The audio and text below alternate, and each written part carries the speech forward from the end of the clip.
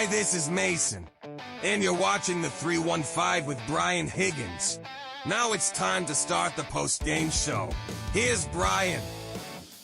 Okay, yeah, that was fun. Syracuse won a game, but man, 76-62 over Mercyhurst. Not a level 5 performance tonight from the Orange. That's a game you gotta stop them. You're up 16 at the half, win by 30. You should have been up 20 plus at halftime, and yeah, it's a win. William Kyle's fantastic, and a very sleepy night in the Dome. Not a lot of people, actual butts in seats, as Syracuse kind of not. It was never in doubt. Like, the game was not in doubt for one single second. It's not about that tonight, but man. As bad as Saturday was with losing to Hofstra, Hofstra is at least, Hofstra's solid. Hofstra is a solid mid-major team. Now, losing is bad. Losing was bad. Losing remains bad. You can't lose that game on Saturday. Quality of play. I mean, man, Syracuse did not play well today. Sloppy, just sloppy. How many turnovers did they end up with? Other than a lot. I lost count. Thankfully, the stats keep counting. 16 turnovers in the game. They had 13 in the first 23 minutes of the game. That's when Red called a timeout early second half. Your starting point guard, Nate George, who continues to struggle. Yeah, he had 12 points and 4 assists today, but he had 6 turnovers. He had 6 turnovers in the game. Donnie Freeman, T. Murphy, you mentioned him in the chat. He was dressed today. Dressed in a basketball uniform. The basketball uniform the team won tonight. Apparently did some warm-ups before the game, and then he warmed down and sat the bench. We'll see if we get any Donnie pre-Christmas with the games remaining against Northeastern on Saturday. Then Stonehill. When's Stonehill? Monday? Monday feels right. Yeah, it's Monday, because it's not Tuesday, and it sure as hell ain't Christmas Eve. So there we go. There we go. It was not an inspiring effort for, if you look at some of the numbers. All right, they shot nearly 50%. Yeah, whoop-de-doo. 5 guys in double figures. Yeah, that's great. Out-rebounded Mercyhurst, but only by 7. I mean, you were so physically dominant over those guys. How's that margin not bigger? This is one that it was just gross. It was absolutely just a gross game to look at tonight. It is a win. And if they can, if you go collect some other wins down the line, you forget that this game was gross. So Mercyhurst did outscore Syracuse in the second half, 39-37. And unfortunately, this is kind of where we're at. Like, if this was another year, if this was another place in time in the grand scheme of life of the Syracuse basketball program, you win a game like this by 14, and you just move on. You're like, well, that was kind of gross, but whatever. It's a look-over game, and you just kind of forget about it and move on with life. That's not where this program is right now. This program is, hemming and hawing, especially all of us right now, over every little thing. And over the course of the last week, with the loss to Hofstra and now playing just ragged tonight against Mercyhurst, the Orange are not hitting the right notes on every little thing. And yeah, they do seem to play to the level of their competition. T. Murphy played up against Baylor, played okay for a while against Kansas, obviously played up against Tennessee, got butt whooped, but Iowa State. Then some of these other games, it's like, okay, what's going on down here? What's going on down here? So, yeah. All right, what do we got coming up here on the old postgame show? Link pinned top of the chat. You knew that. And what can you do with said link pinned top of the chat? You can join the show vis-a-vis a live video call. You can get on here and chat about what you just saw. We will also get you to Red's postgame press conference, which will be coming potentially sooner than later. Here, we can have a little sneak preview. Here is a room where Red Autry will enter the room at some point. Here is a sports information assistant handing out box scores to reporters. A live look-in of the post-game press conference room. Oh, no, we've hit the open again. This is, I blame Nate George for that. Yeah, They're making me sloppy. The whole thing's it's a sloppy operation. It's a sloppy operation. All right, Red coming soon. Your calls as well throughout the day, show, all of this night here today. So we'll get to Red sooner than later, presumably. Yeah, I mean, could it, T. Murphy? Maybe. We're still way early times to know for sure. 6, Gavendo. George had 6 turnovers in the ball game tonight to go along with 4 assists.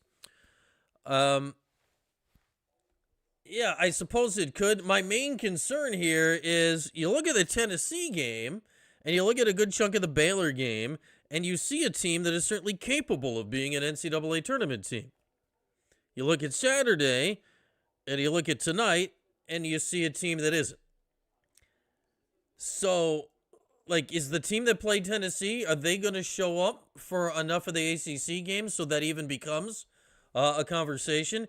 Is Donnie Freeman, whatever he is, whatever his deal is, well, whatever's going on, is there a chance in the world that he comes back actually healthy and resumes being the best or second best player on the team now with William Kyle, and that changes everything up the rest of the way?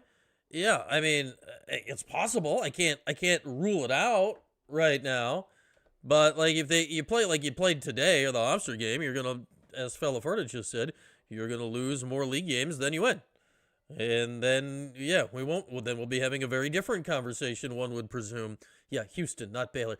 It's one of those Texas teams that's been in the Final Four recently, of which there has been a shockingly large amount. There's the one that won the title. That's Baylor. They were also the team that had one of their players kill a different one of their players. That was at least 20 years ago now. And then there was Houston. They have the coach that was cheating before, but stuff that's all legal now. And they were in the Final Four last year. It's hard to keep it all straight. These wacky Texas teams that are now good at basketball. T. Murphy, I'd say I'm still not prepared to write that off. I'm not prepared to write that off yet. I don't know how confident I feel in it, but I'm not prepared to write off the idea of it. This team is certainly, miles more talented than last year. If you get Donnie back, for sure, and even without him, you're probably more talented than the first year with Judah and that whole crew with the Red.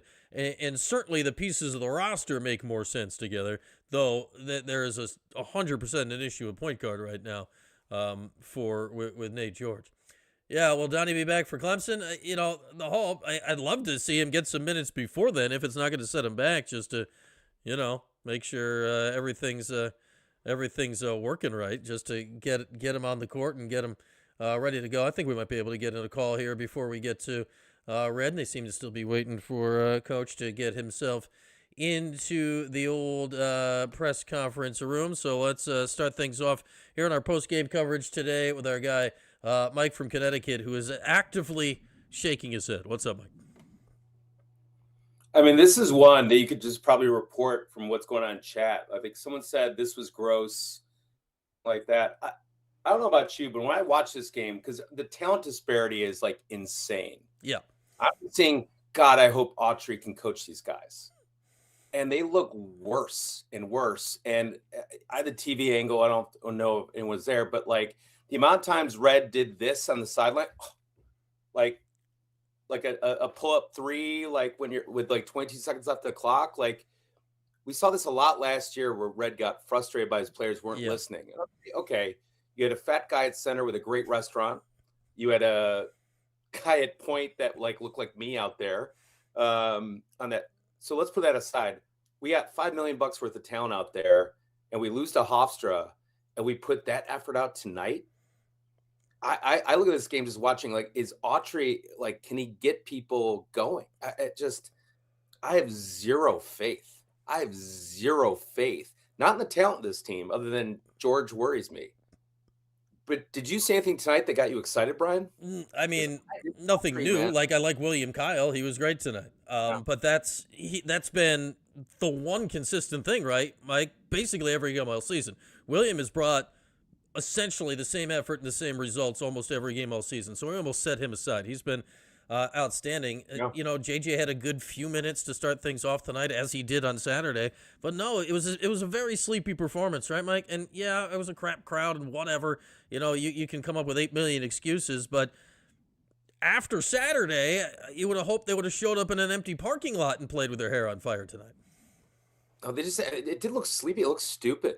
And I'm not calling any individual stupid by any means, but they looked just stupid with the shots they were taking. And then Nate George with 6 turnovers. Yeah. The last one where he literally just like vomited it out of bounds. Like that just shows a lot when you're a point guard.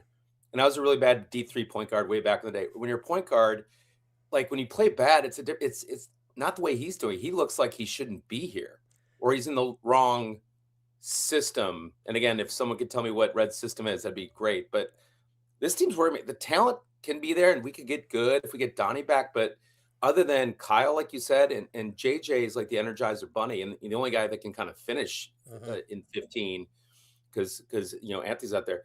But this performance was really sad. Whoever said it was gross, bang on. I mean, yeah. Of course, the only way to get rid of that gross feeling is what? Oh, what do we got tonight? What's your scent this evening, Mike? It's coffee, which is annoying my wife, but I ran out of the cozy winter, so it's coffee because someone's got to wake this team up. But anyway, I'm going to like blow my brains out when I hear Red say like the juice station in level 5. Like, my God, discuss strategy in a press game conference. That's all I want for Christmas is to say something strategic. So Red, I think you know what you're doing. I love him as an assistant coach, but oof. I have a bad feeling you're not going to get your present wrapped under the tree tonight, Mike. This feels very much like a level 5 energy discussion press conference as we wait for Red to get in the podium. It would be great. I would love to hear some strategy thoughts, because I think I've heard, when coaches get into it, and again, does it dump it on the players and whatever, I'd love to hear, even if he doesn't want to throw specifics under the bus, I'd love to be able to have a better idea. All right, if this is the strategy, what are guys not doing? Like where is the disconnect here? Because right now they're not doing anything, and there's only one place to point the finger. Yeah, he's not giving me the confidence. He's a high level coach, and God bless Coach Boeheim, who went on another podcast and said you gotta give coaches 5 years. No, you don't. No, you don't. I'm not a run a guy out of town guy, but I think when it's a continuity hire like this, whether it's fair or not, the end of the previous era either counts for or against you. Red was here then during the last few years of Boeheim when it started sliding, and there is no way to separate that. If it had been a completely start and a blow up things and literally start fresh, then maybe you could talk me into Otto going 4 or 5 years. No, I think this is a rubber meet the road year, and I'm not ready to declare it over. But right now they're not headed in the right direction.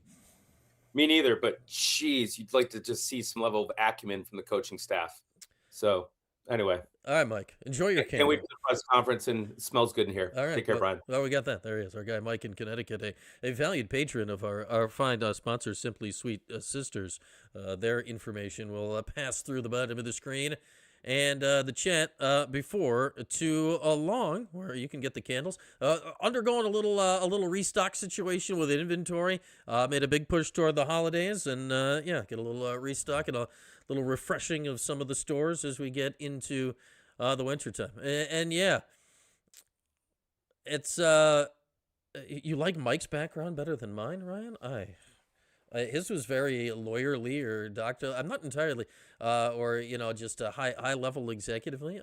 I got sports stuff and an on air sign. Mike didn't have an on air sign. Yeah, he had a candle.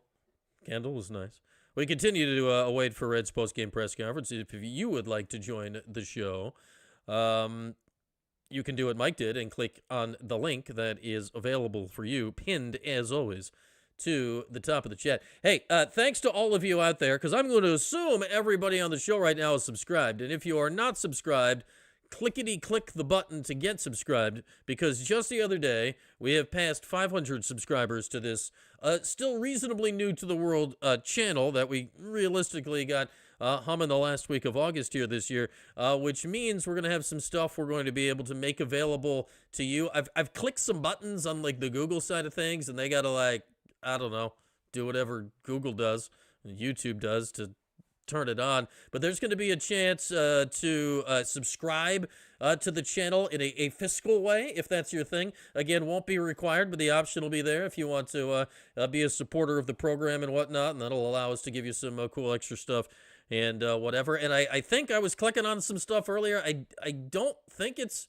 I guess it is currently active. If there's like a $sign or something on there, there's a way to like send some cool stuff to the chat and celebrate things. And I don't know, click around and find out. But don't feel compelled to spend any cash if you don't want to. But if you do, like, we're not going to turn it down. So it is available because we passed 500 subscribers. The next port of call is 1,000. And that's when I get to annoy you all by turning on the commercial feature at the beginning, but we'll get to that in due time. But thanks everybody for subscribing and getting us to 500. Back in August, like, I technically had this account just to do for whatever, but not for actual, streaming or whatnot. We were not technically at 0, but we might as well have been at 0 in the middle of August. And to get to 500 this quickly, kudos to you for slamming that subscribe button. It's not the right term. Is that what the kids are saying? Is that hip? So just click subscribe if you're here and you have not. Continuing to wait for Red. Last year, it's always I am way more fascinated than I should be by how long it takes coaches to get to post-game press conferences. Gary is in. Thank you, Gary. I won't spend it all in one place. I'm going to give it. I can click the heart button. Gary is first. Good job, Gary. Look, are you subscribed, Randy? There should be. Just look around the screen. There should be some kind of button somewhere. The weird part is, if it is your channel, as it is my channel, they don't let you subscribe to your own channel.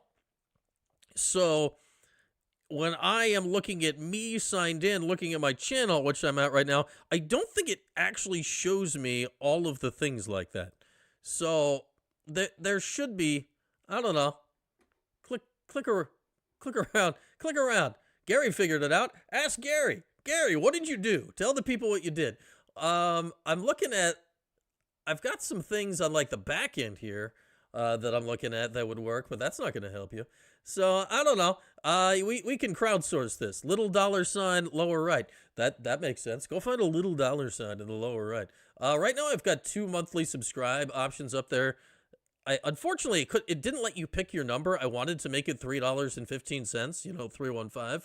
YouTube was draconian and did not allow me to do that. It had to be something ended in a 99. There you go, Ryan. Thank you. Oh, yeah. Now we're cooking. Oh, we can afford Christmas now. Yeah, it's okay. It's where you put stuff in the chat. Oh, yeah, there it is. I see. Yeah, there's a $sign, and there is... There's some stuff down there. There's like a way to subscribe. There's a way to donate. I think there's a way to like pay to cheer over the chat and stuff. I only just started monkeying around with that earlier today, so I don't quite have the full grasp of the scene yet. But you guys are figuring it out, and then it puts cool things in the chat, and we like that. And then we could say, "Wow, look, it's a cool thing in the chat." And we can all be happy that there's cool stuff in the chat. So there we go. Thank you, everybody, for that. It is greatly appreciated. But again, not at all necessary. Do as you feel, and the programming's free. That is a bonus for all involved. All right, what was I saying about waiting for Red? The first 2 years of Red, like Gavendo. Wow, yours turned yellow. Look at you. I'll heart it. You did orange emojis. Well, like it also. There we go. Thanks, guys. Wow, we're making it happen right now. But so I think there's an option I think what Gary did is subscribe, maybe. Does that lock you in monthly, Gary? I'm still not entirely certain of what I've done. I gotta figure out what I've done here. Yeah, I don't know, Bowling Ball. What is wrong? What's up, Bowling Ball? What is wrong with Nate George? I don't know. I thought he was good. Wasn't he good last year? Am I crazy? He was pretty good at Georgia Tech.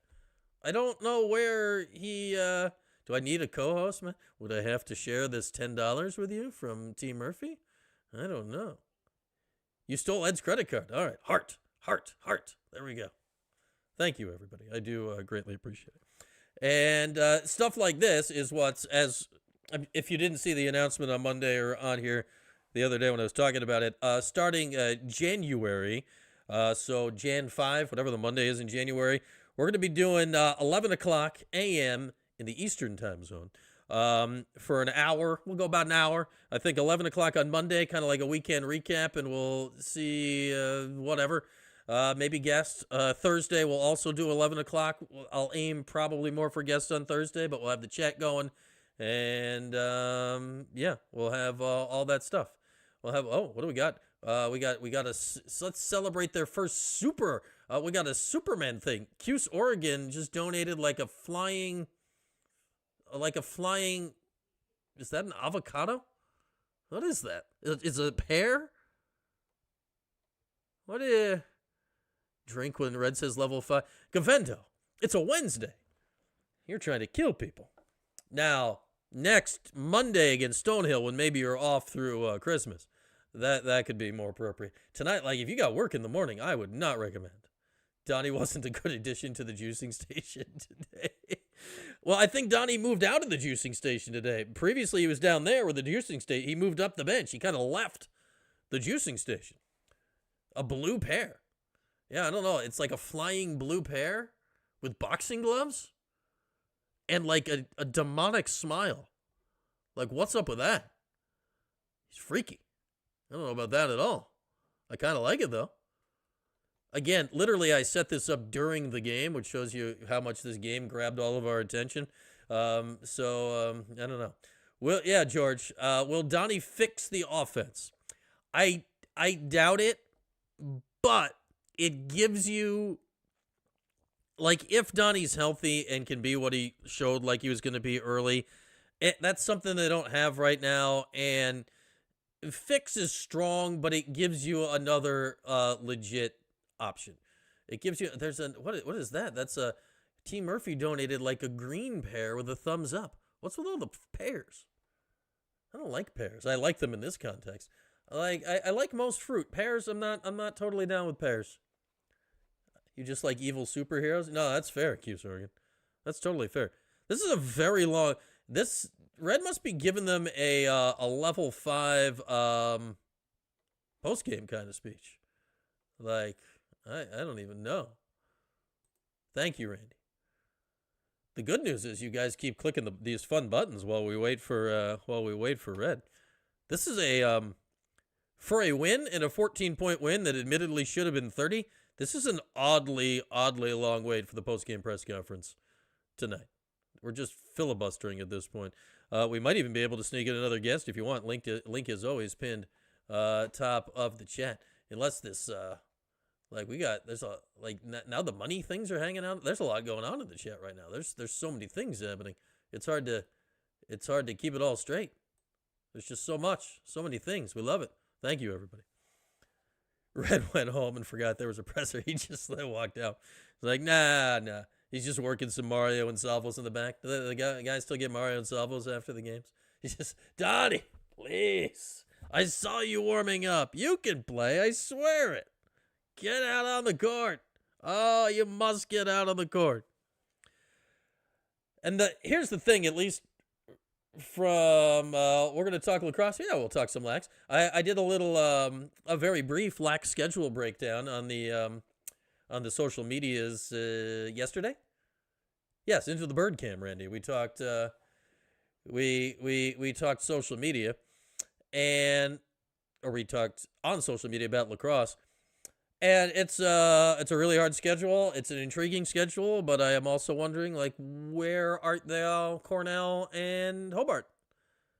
You know, do we have to abandon all the history to fit in a trip out to Colorado for Denver and Air Force? I don't know. Are you playing half the Ivy League, but not Cornell? I find that weird. But what can we do? By just showing up, George, by just showing up, you'll donate if you get a free candle. That would have to be, I do know people, Matt NY. That might have to be a higher level of donations, lest it become a loss leader. But we can potentially work that into the future. if you become a higher level donator, we might be able to make that happen. Thank you, Bowling Ball. Well, Bowling Ball found somebody with big pink hair and muscles. They got a lot of different ways to donate. How can you even decide?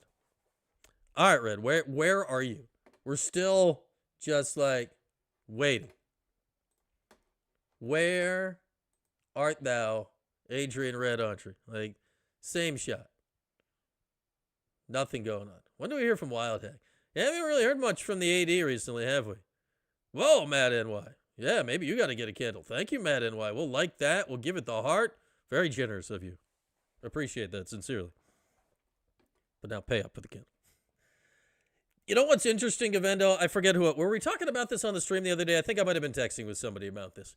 Think about donate the fan cave, Sav. I could do that.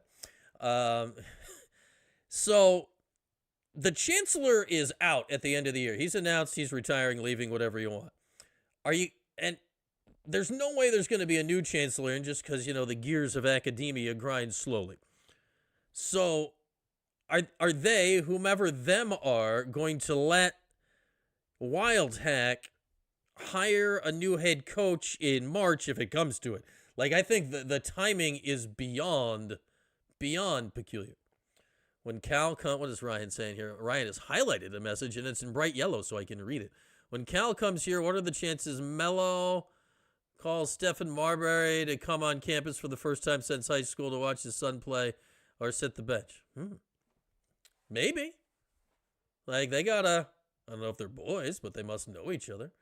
Former Nick Greats. Yeah, the timing of the Chancellor leaving is...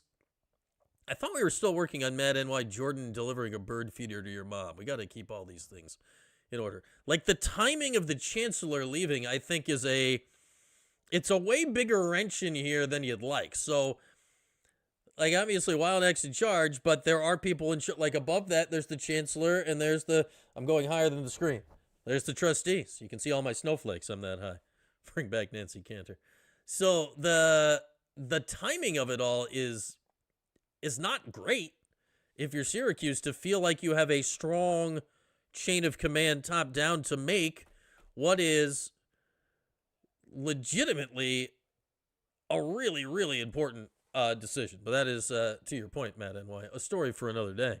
Unless they just fired Red in the locker room, and that's why he's not here for his post-game press conference. Yeah. Where are you, Red? This is an oddly long wait. I think everybody, like, it's hard not to be sick of the NIL thing if you're a coach or an administration. It is really hard to deal with. Like, have you guys been seeing the football players that are announcing, like, they're re-signing with their schools? Like, what are we doing? What even is that? How, like, can that not be a thing? Can that please not be a thing? Oh, man. So it's going to be a very... unless Red is comfortably into the tournament, you don't have to think about it. It's going to be a very, very interesting offseason when it comes to all of that, because you have to think about the entire vertical of the athletic department and the university. Because when there's a hire on this level, like the basketball coach of Syracuse, like the field hockey coach of Syracuse, doesn't matter to the Chancellor as long as they're not doing anything crazy. The women's soccer coach doesn't matter. The cross-country coach doesn't matter. Now, it matters to, sports and whatever and, winning games and that. That doesn't matter on a campus-wise. The football, basketball, and to some extent lacrosse head coaches at Syracuse matter. Like, campus-wide and bigger than that, because it's how you're projecting your university to the public. Speaking of Red Autry, here he comes. I thought the first half of tonight's game, we came out with the right intentions and level of intensity that we needed to have. Level 5 first half? I thought the second half, we had too many dips, especially at the end of the game. We thought we had some too many dips, and it's just certain things that we've been trying to work on as far as recovering from mistakes, recovering, and getting refocused. So we'll continue to work on those things, but everything else is there. As far as what we need to do to get accomplished, it's a lot of ways you can look at things, and in particular, as a coach and me, watching these guys and spending time with my coaches and things like that, spending time and working on things that we're trying to do. Having the ingredients is the main thing to be, a championship team. And the one thing I'll say is, with this group back here is, we're trying to compete for championships. And so our level and our focus is probably a little bit different than most. And so as we go down the line and continue to work on these things, I'm excited to see what this group, can put together and what we can put together. So the ingredients are there. We just got to continue to get better and keep working on, recovering, refocusing, and playing more consistent, with more consistent intensity level. And level 5. We'll continue to, do that. The one thing I like about this team, I love about this team, is that they are fighters.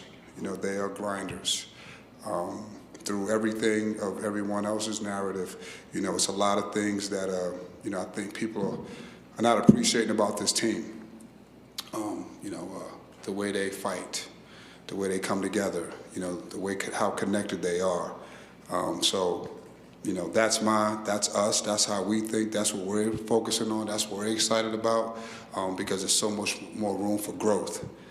And, this is just, a part of the journey, and we can continue to get better. And we are getting better in certain areas, but our narrative is not what everyone else's narrative is. You can look at things the way you want to look at things. And what I look at is a group that has we have the ingredients, we're still working, we're still improving, I'm just excited for the future. That was a meanderingly bizarre opening statement. Yes? Bizarre. Like what? Was he listening to postgame shows before he came out? That was weird. Yeah, I thought the first half, we, even then, I think we gave up some points a little early, and then we settled down, and then, defensively we kind of refocused. I thought the second half, the levels were, the dips were not where they needed to be, talked to them about recovering from those, and we just didn't recover the way we needed to recover when we had those dips, and then especially late, I just think, we didn't close the game out on that end like the way we needed to. Coach, you mentioned he's got the ingredients. You think it's like Dino? Is he baking a cake? Is Dino's cake done yet? with kind of a couple more games before ACC play coming up. Well, the dips are for us. You got to understand what I'm asking my guys to do and what we're doing. We're asking guys to gas out, play extremely hard. You're going to have some dips, right? But I keep pushing, and they keep responding to the challenges of making it, more consistent, not having those dips, right? So again, what we're trying to do is very, very hard. What I'm asking them to do is very, very hard, all right? But we got the ingredients, and we have the people that can do it. You guys have seen it. Everyone has seen it. It's just a matter of us continually, getting more consistent with it. Can we have them do something they will do? 11 games into the season, how would you describe your offense to someone onlooking? And have you seen growth in your offense? Oh, yeah. I've seen a lot of growth. I got to text Martin. There's nothing wrong with our offense. Sure. Right? We shoot, 46, 47% from the 2-point. Right? From the 3, we're probably around 31, 32, maybe a little bit better, right? We have a great balance. offensively, all right? The one thing, the place that we have had some issues and struggles with has been the free throw line. Right? That's improving. And passing. Right? That's improving. But we're getting the shots that we want. You know, we're putting pressure on the rim. We get to the free throw line about 22 times a game because we got guys that can put pressure on the rim. We left some points out there because of our free throw shooting. If we didn't leave those points out there, But you did.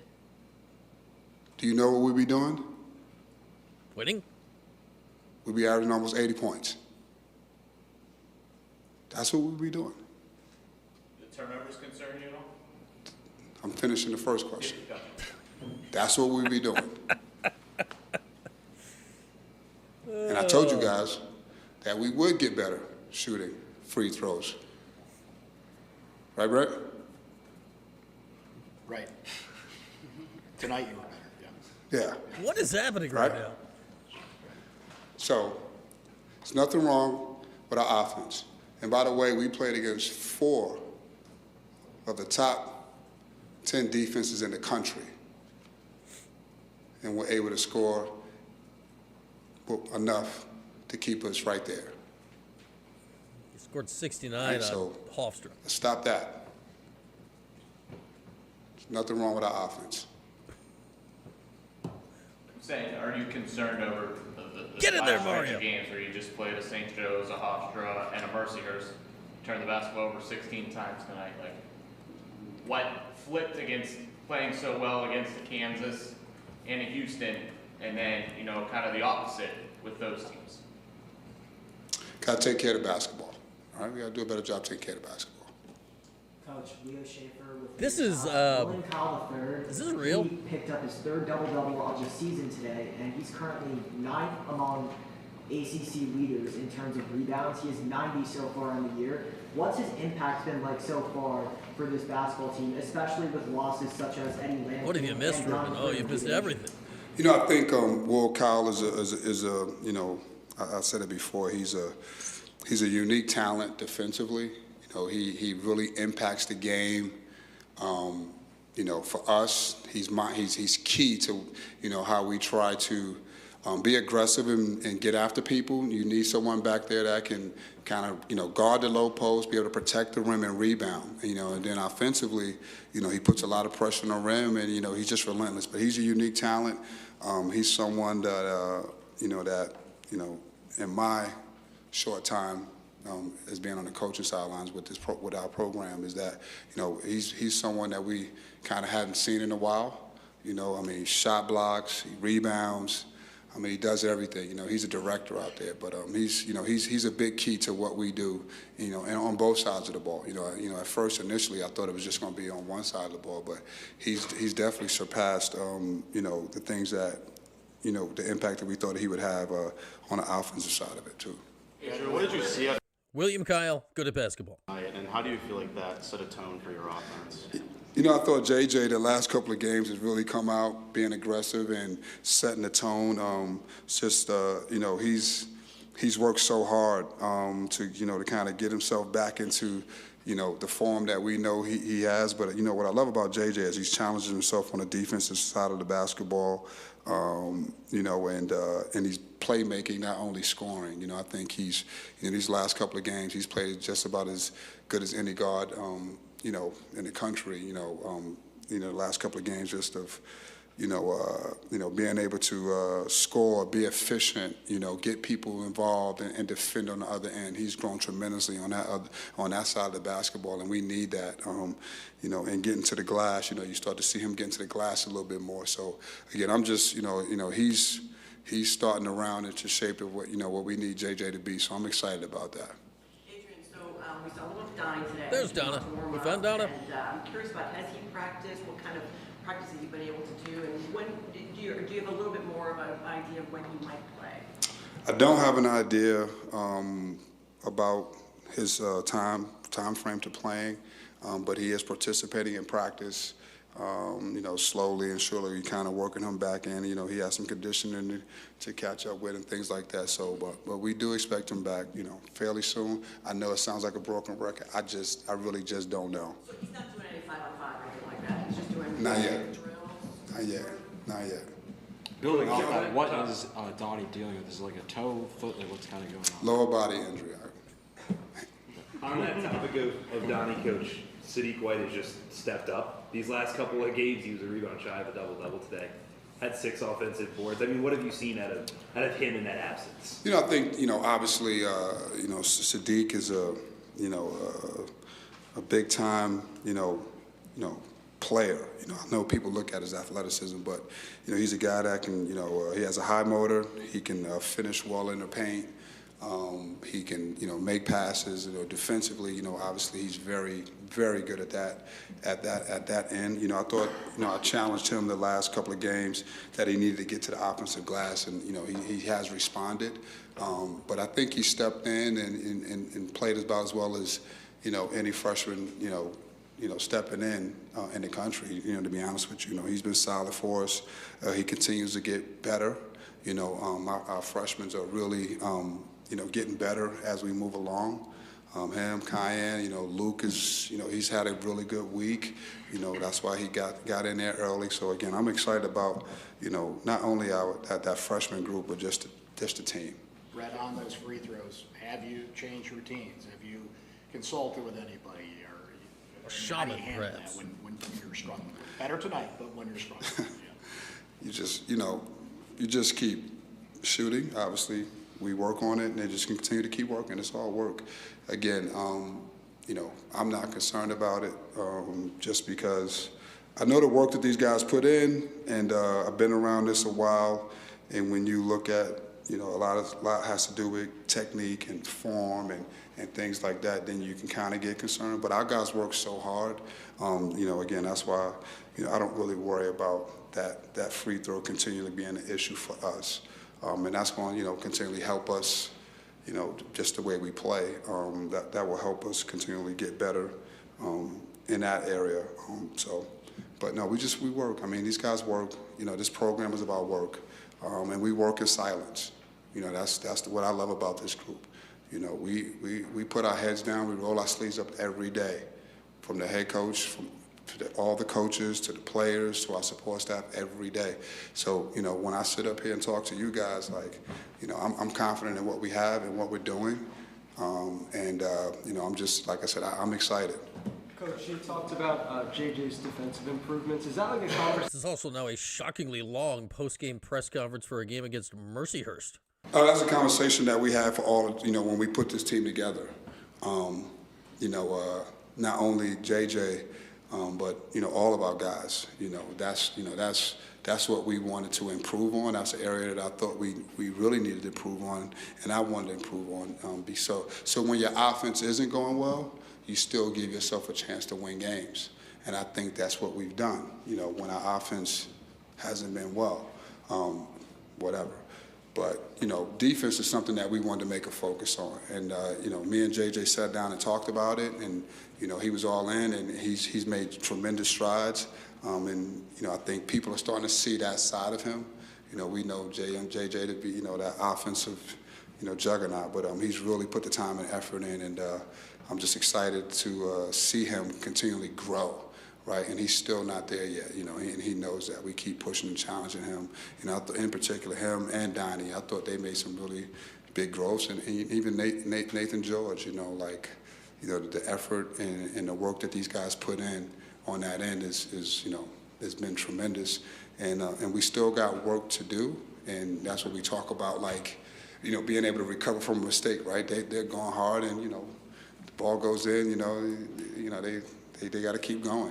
That happens. We just got to recover better. And I think that's the biggest thing. Us being able to focus on recovering better when things don't, things don't go right. This is a, long season, up and down season, bumps, bruises, all that. We're equipping ourselves for the ride. We're sitting in, we're putting our seatbelt on, and we're going. So, we're going to do it together. So, that's what I've seen. Right on that. Equipping yourself. The ride's more than a third over. With Nathan George running it, now that he's kind of 11 games in, what's the difference between what you're asking him to do versus... A drift presser would be wild. How he's acclimated to that. I think, Nate, I said this the other day, we didn't bring, Nate in to average 18 or 20 points. That's not what we brought him in here to do.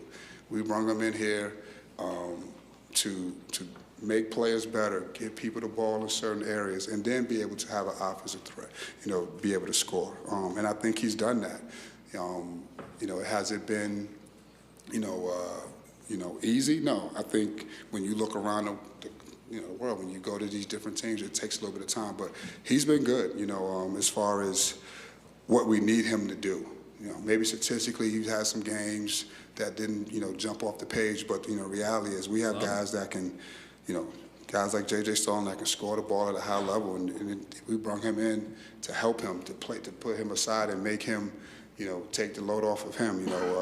Today I thought, Nate, got to the free throw line and knocked some down, 12 points, 4 assists, I thought that was good, 6 that's turnovers. good.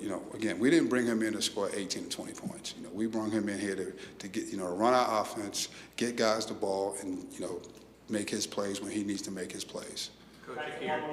Yeah, he doesn't need to filibuster, though. He could just leave. Season. It could 89 minutes without a field goal attempt. What does it say that you can kind of keep trusting him out there, even though he's not a guy that is going to go out there and really give you any sort of scoring offensively? And for him to give you that tonight, what does that mean?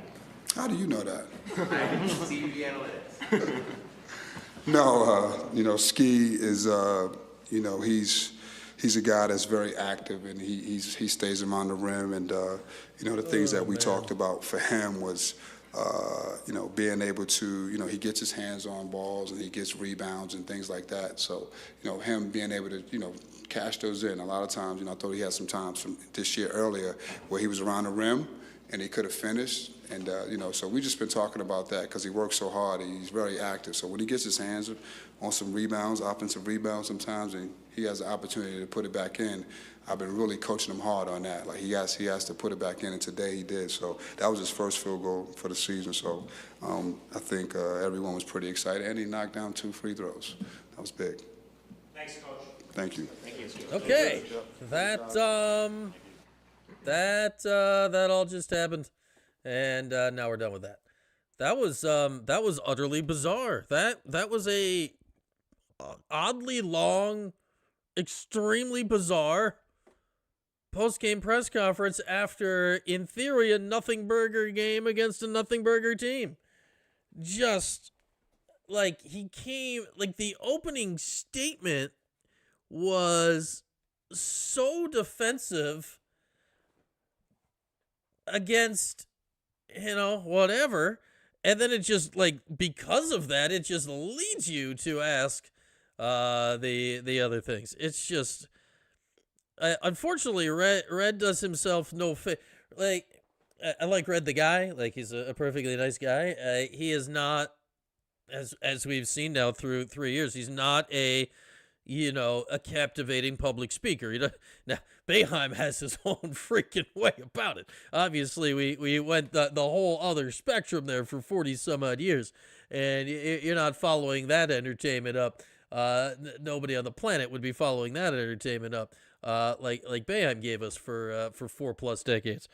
But yeah, I think less is more right now from Red when it comes to words delivered at the moment. But just an utterly bizarre post-game press conference there. All right, let's bring on our next caller again. Link pin top of the chat. As per always, it is our guy Anthony. What's up, my man? Hey, what's up, Brian? Can you hear me? I got you. How's it going? It's going. That was a bizarre Red press conference, but it is going. Yeah, I was listening to Red, and he's not, Red doesn't get, he's not talking any specifics. None. So he says that stuff like we need to recover from what? I think he means recover from guys getting beat off the ball. You shouldn't get beat in the first place. The defense is good enough. Why are they getting beat? I guess that's what he means by recover. But I wrote down a few things. Nate George, I was listening to a few of the podcasts, and they kind of broke it down. So we get Nate George, one of the premier point guards in ACC, 6 assists a game. Mm-hmm. He comes to Syracuse and he underperforms, and so the ideology is that he's a guy, he needs guys to run around, cut. He can't excel off an isolation ball. He's a guy that thinks pass first. So when you're thinking pass first, you need guys to pass too. And if they're running an isolation offense, how is he gonna accept? How is he gonna thrive? He can't thrive. You got to put him in a position to thrive, and that's because they're doing so much isolation. So that kind of took a lot of weight off of George. He's great. It's just that they're not setting him up right, and it's all about the offense.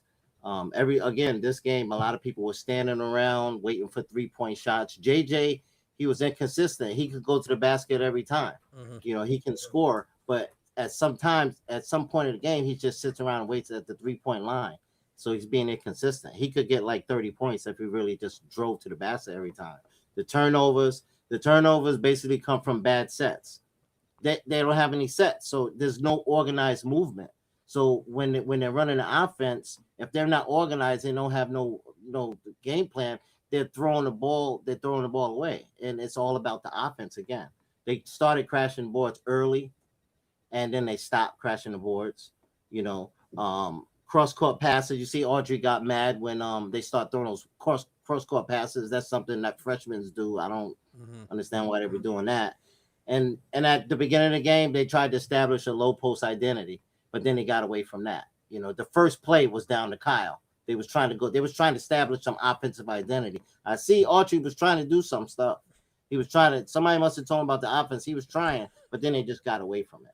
Yeah, and then like in the press conference, he tells us all that like the offense is not the problem. It's just a very weird disconnect, is it not, Anthony? Like, because you, me, everybody on the show, everybody I talk to, that's what we talk about, saying, hey, the defense has made a significant step forward, and the offense is head scratching. Yeah. It's bizarre to hear the head coach say otherwise. It was weird because he said JJ and I talked, and we wanted to focus more on defense. The defense is great. Like I don't know. I think he's in denial about the offense. So somebody's not getting to him. We talk about the AD, and somebody has to get to him and let him know that we really like this game. The next couple games, they can really work on some type of offensive, establish some kind of offensive identity. But the first thing he has to do is admit to it. Yeah, it just. I don't know. Coming off the Hofstra game, I was hoping for a lot more tonight, a lot more assertiveness, a lot more anything. Just a lot, to steal Red's term, give me a level 5 game. I mean, give it to me from start to finish. And George is good, man. I hate it. There's no way that he could be one of the best point guards in ACC and then come and then plays terrible with us. It has to do something with Carlos. The same thing. Carlos was doing pretty good in his league, and he came to us and he couldn't do nothing. These type of guys are pass first. They're not isolation type players. They need somebody to pass, somebody to cut. And we weren't really doing that. Nobody was getting in the middle. I seen wide open spaces where we're throwing the ball around and somebody could cut to the middle and it's just not happening. So I think he tried a little bit. Autry tried a little bit to do something with the offense, but they got 2 more games to really get it together. Otherwise, that game right there at ACC, I don't think we would have won that. No. I mean, Clemson's coming in here in 14 days from right now, and yeah, you don't play like that and beat Clemson. Like that's 2 weeks from today. So like you got to get your stuff together now, or you got a big problem coming your way on New Year's Eve afternoon. All right, Anthony. Yes. Thanks as always for the call. Appreciate it. Our guy Anthony breaking it down, and I thought that was very apt breakdown. And I think the real breakdown here is that it's so confusing, right? Because we have spent on this show, and we're not the only show doing this, talking all season long about what is wrong with the consistency of the offense, and then identifying in our mind, and I think a lot of us are identifying similar things, like George is not fitting right or whatever. There's no movement. They're not passing the ball. And then to hear the head coach come out and say the offense, like very specifically, because Mario asked the question, and good for my guy Mario. He asked the question like 3 times consecutively in various different ways, and he stuck his nose in there good.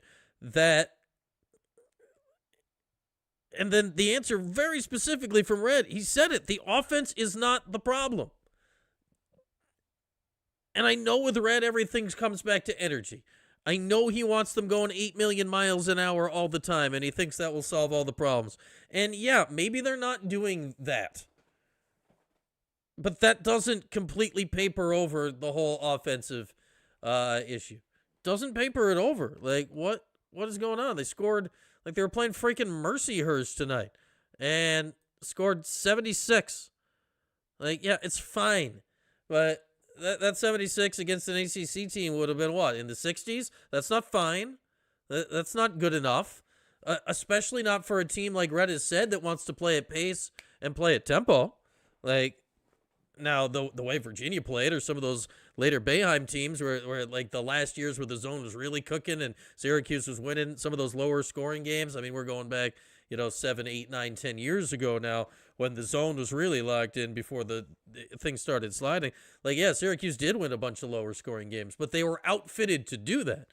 This team doesn't feel like they're outfitted to do it. Yeah, like, you got to win this game by 30. And, does it matter long term that you didn't win the game by 30? No, it's not about the margin. It's not about that going on the record. It's not about that. And I know the margin does affect net and whatever. It's about the fact that you seemed incapable of doing it. Like, Devo was so frustrated on it. Just, he wanted to grab the ball and go drive to the rim and score. Like, to Anthony's point, right? Like, JJ could have gotten to the rim every freaking time. And, like, so go do it. Go do it. Do it and just blow them out of the building, and then just, you've got mid-20s and you're done with the day, and then let everybody else do it. It's, man. Yeah, and I get it. Like, Jim Boeheim's going to defend his guy, Cuse Oregon. Like, Jim Boeheim's not going to come out and say a negative word against Red, and that's fine. Like, he shouldn't be putting, like, he shouldn't. Like, that would be weird to me if he did. And it's a tough spot for him because that's just what it is. But look at Schaefer. Let's go back, because we did this. We did this in football. Now, obviously, following Boeheim, way different than following Doug Marrone. But Schaefer was a continuity hire, Scott Schaefer, after Doug Marrone. He got 3 years. And, man, made a bowl game his first year. They went 6-6, made a bowl game, won the Texas Bowl. Terrell Hunt, Cowboy Hunt. The next 2 years, those teams were just beset by injury. Like, injuries, especially at the quarterback position, murdered those 2 seasons. But the other thing that was playing his day to all of us during those seasons is that as much as we all like Scott Schaefer, the defensive coordinator, and Scott Schaefer, the guy, he was not a head coach. He was not a head coach. Red has 2.5 months left, realistically, to prove it. And people were yelling at me on Twitter, well, why don't you just say fire him? I'm not going to say that here on December 17th. They beat Tennessee a week and a half ago. Like, things are there that are possible. But then today, and Hofstra was possible. It's 2.5 months. It's a results-oriented business. Look at the Dome tonight. I get it was Mercyhurst. I get there's no students there. It was empty. It's empty.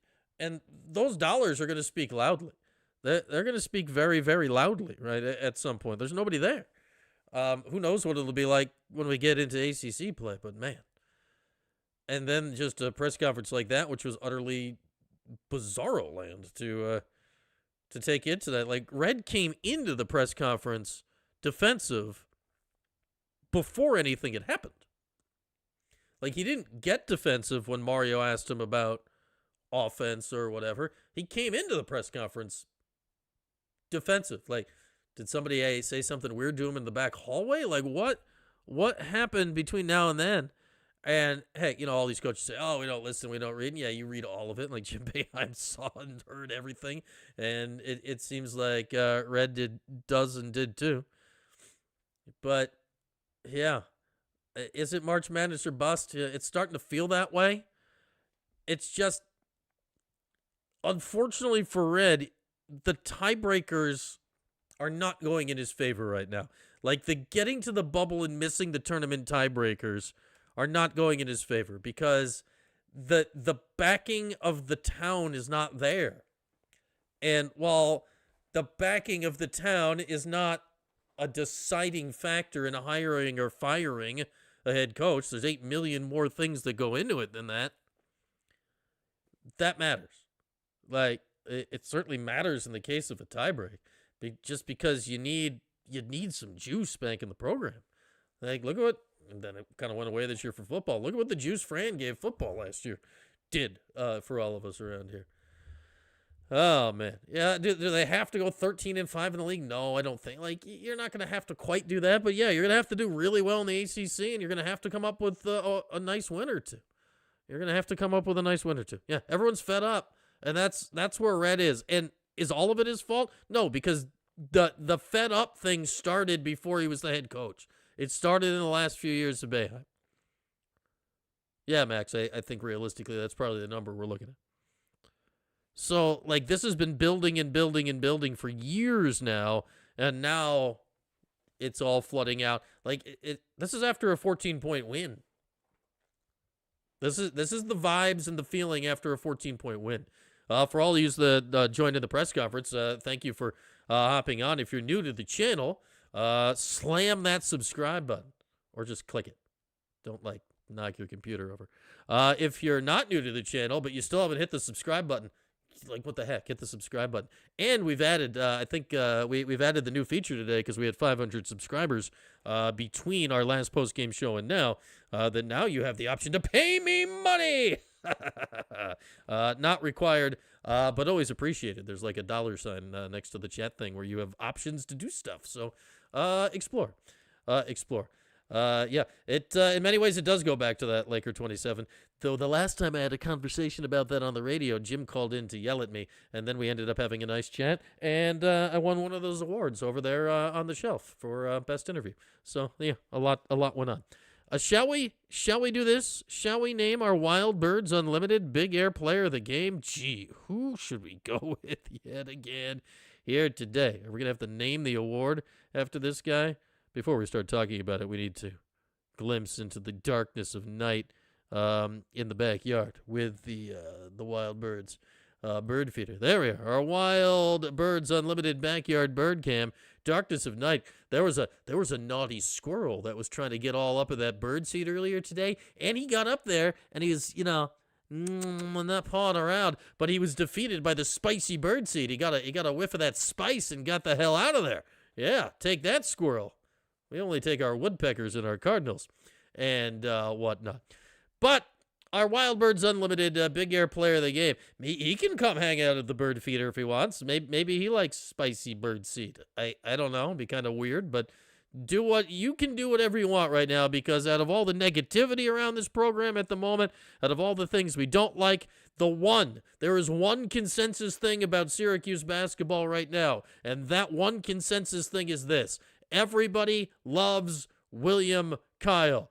Yet again, this is the third straight game. I'm losing count. William Kyle's our Wild Birds Unlimited Big Air Player of the Game. 15 points, 10 rebounds, 5 block shots, and it is the bird cam. So, he had the 2 turtle doves and the partridge in the pear tree. I usually open it up for debate, but we're going William Kyle. Can an opponent win? I suppose we can do whatever we want. Matt NY. I try to keep it to Syracuse players. Like, can an opponent win? It's my show, my rules. I suppose they could. But William Kyle today. Usually I open it up for debate. I just didn't figure there'd be a whole lot of debate today. William Kyle was once again great. Sadiq was okay. JJ was fine. But William Kyle was great. Devo and Matt tonight on the TV. Devo both. Devo's not going to slam Cuse, but he's going to tell it as is. You could tell, man, he was frustrated watching that game tonight. Frustrated watching that game tonight. Goodbye to the backyard. And what did I just do? I clicked did I just take a loud screenshot of the backyard? Did that go over the air? That frightened me. But yes, William Kyle, our Wild Birds Unlimited Big Air Player of the Game. All right, any other business here before we close out for the evening? Like, you look at the final box here. You got 5 in double figures. JJ and Kyle at 15. Sadiq 13. 12 for Nate George. 12 for Cayenne. Like, on the face of it, that's all good. Like, on the face of it, they shot 49%. That's fine. 3-point shooting, again, wasn't great. 4 of 17. They actually made 75% of their free throws. Out-rebounded Mercyhurst, this, that, whatever. But it's freaking Mercyhurst. Mercyhurst is transitioning from D2 to D1. Like, they're in the process. It's the same thing Lemoyne's doing. And what happened last year? The Orange almost lost to Lemoyne. And now this year, this game was never in doubt. This game was never in doubt for a second. But to only win by 14, yeah, Bernie Blunt, his dad, I don't know if his dad sat down the whole game. What was the guy? Yes, Jake Lemmelman.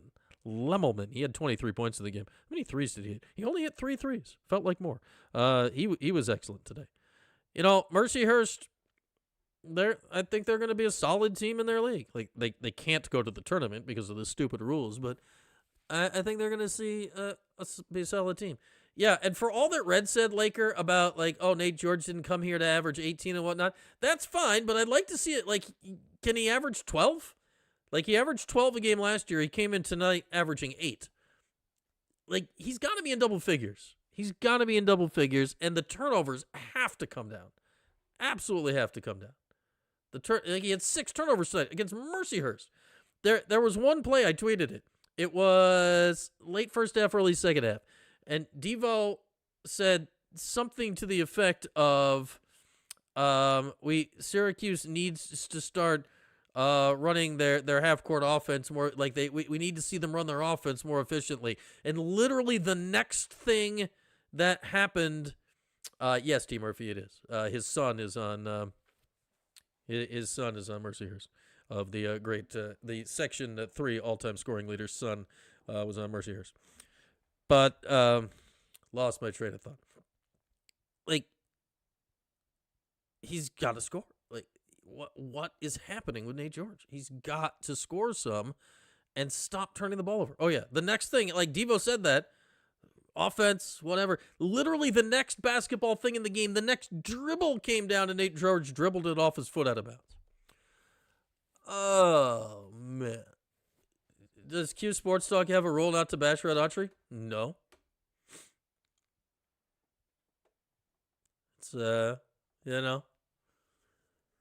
Did they have it in their budget to keep people employed? Also, no. Like, there was a lot of things that are no over there right now. But, yeah, no. Actual rule?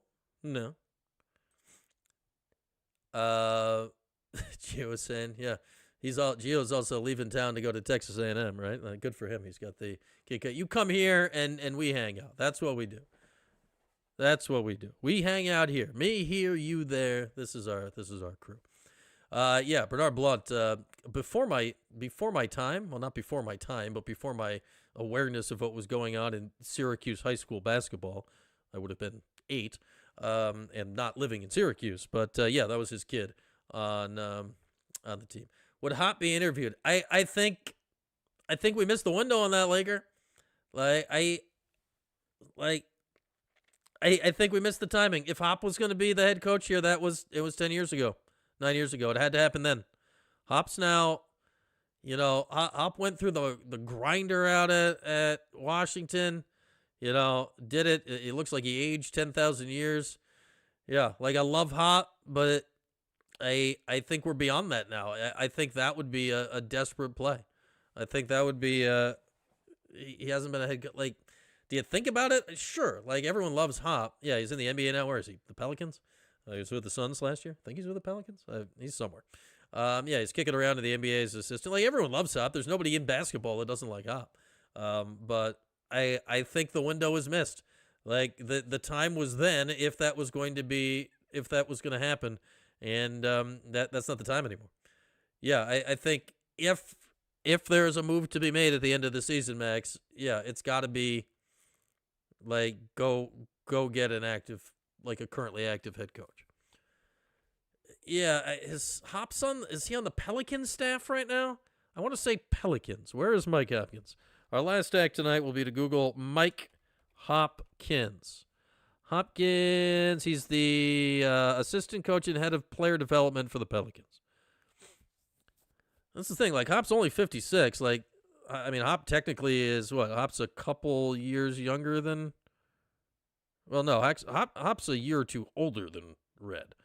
Yeah, Hop's a year because Red's 54, I think, or for Red will be 54 this upcoming year on Leap Day, which won't happen this year. I don't know. If you wait to the end of the year, well, what's getting rid of Red? I don't think. Let's say they fired Red today. I don't think that does anything. What does that do? What's that do? You gonna put Dan Engelstad or Griff in charge? Like, what does that do? That doesn't do it. That's not gonna do anything. Like I say at this point, like the fury, like as bad as this is, and this is crappy for Red, but the anger of the Syracuse fan base right now is directed at Red. Unfortunately for Red, like if there is to be a change at the end of this year, like if you're Syracuse, you want that anger directed at Red. Like that sounds terrible, but you don't want it to then spread out and go find a new home for the rest of the year. Because I don't know. Yeah, Bill Murray would then come and hang out. Bill's in constant attendance at his son's games. All right, we've been going for a while tonight, so we're going to table our conversation for now. We'll pick it up tomorrow night, 8 o'clock tomorrow night. We'll get our TPS report, transfer portal Syracuse. Jordan, who's at the game tonight, me and Jordan tomorrow at 8 o'clock, and then we'll be post-game again on Saturday after the 4 o'clock tip for Syracuse and Northeastern, and we will have these conversations probably a lot over the course of the next 2 or 3 months. With that, thanks for hanging out tonight, everybody. Thanks again, everyone who donated to the channel. That was awesome, and that option will remain available going forward. Have a great night, everybody. We'll talk again tomorrow night for TPS Report number 10 with Jordan. Thanks for watching the 315 with Brian Higgins. Don't forget to like, subscribe, and turn your notifications on. We'll see you next time.